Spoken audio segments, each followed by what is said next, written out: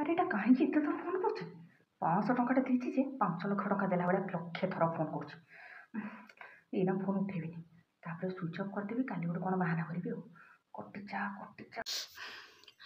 ହଁ ରେ ସାଙ୍ଗ, ନାଇଁ ରେ ଦେହଟା ଏମିତି ଖରାପ ହେଇଯାଇଛି। ମାନେ କ'ଣ କହିଲୁ, ମୋ ଖାଦ୍ୟ ନଳୀରେ ନୁହେଁ କି ଗୋଟେ କଣା ହେଇଯାଇଛି। ମାନେ ଯାହା ଖାଉଛି ଭାତ ଯାହା, ସେ ପେଟକୁ କ'ଣ ଯିବ, ସେ ଯେଉଁ ଶିରା ପ୍ରଶିରାକୁ ପଳଉଛି ଭାତ ଡାଲି ସବୁ। ତୋର ବିଶ୍ୱାସ ହଉନି? ତୁ ଭିଡ଼ିଓ କଲ୍ କରୁନୁ ଦେଖିବୁ ମୋ ଦେହ କେମିତି ଖରାପ ଅଛି। ହଁ ତୁ ଭିଡ଼ିଓ କଲ୍ କରୁନୁ। ନାଇଁ ଫଳମୂଳ କ'ଣ ହବ?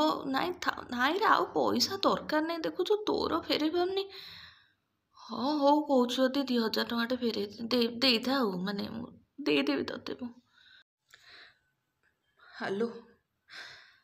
ନାଇଁରେ ମନଟା ମାନେ ଭଲ ଲାଗୁନି। ଘର ଭଡ଼ା ଦିଆହେଇନଥିଲା, ସିଏ ଘର ମାଲିକ କହିଲା ଘରୁ ବାହାର କରିଦେବ।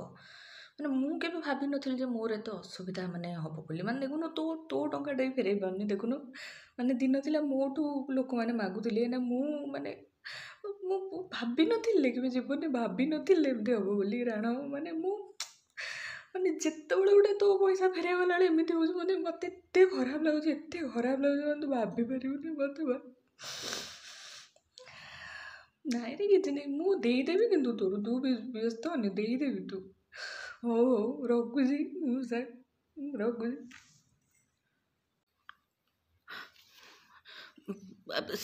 ଦେଖି ଏତେ ଆରେ ସାଙ୍ଗ କ'ଣ କହିଲୁ, ମୁଁ ଜଷ୍ଟ ବାହାରିଥିଲି ସେ ଯେଉଁ ତୋର ପଇସାଟା ଦେବା ପାଇଁ। ମାନେ ବାଟରେ ଏମିତି ଆକ୍ସିଡେଣ୍ଟ ହେଇଛି ରେ ଭାଇ କି ଆକ୍ସିଡେଣ୍ଟରେ ଭାଇ, ମୋତେ ତାକୁ ଏଇନା ହସ୍ପିଟାଲ ନେବାକୁ ପଡ଼ିବ। ମାନେ କ'ଣ କହିଲୁ, ଶୁଣୁ ଯଦି ଏବେ ମୁଁ ତୋର ଫେରେଇ ନଥାନ୍ତି କି, ଯଦି ଟିକେ ବି କ'ଣ ଖର୍ଚ୍ଚ ହେଇଗଲା, ଗରିବ ଲୋକଙ୍କ ସାହାଯ୍ୟ କ'ଣ କରିବାକୁ ଗଲୁ, ତୋର ବି ପୁଣ୍ୟ ହେବ ମୋର ବି ପୁଣ୍ୟ ହେବ।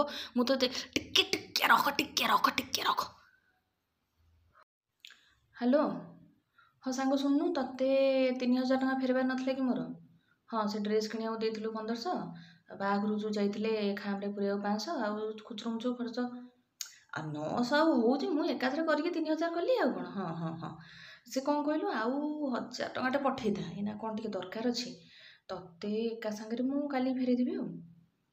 ଏଇଟା ତ ଫୋନ୍ପେ ନମ୍ବର, ଏଇଟା ପଠଉଛି ଜାଣିଛୁ ତ। ଶୁଣୁ ଗୋଟେ କାମ କରୁନୁ, 1500 ଟଙ୍କା ପଠା ହେଲା। 1500 ଟଙ୍କା କାହିଁ ଖାପଛଡ଼ା କରି ପଠେଇବୁ। 1500 ଆଉ 2000 ଆଉ ଏକ୍ସଟ୍ରା ପଠେଇଦେ। ନହେଲେ ମୁଁ ହ୍ୟାଲୋ କାଟିଦେଲା କ'ଣ?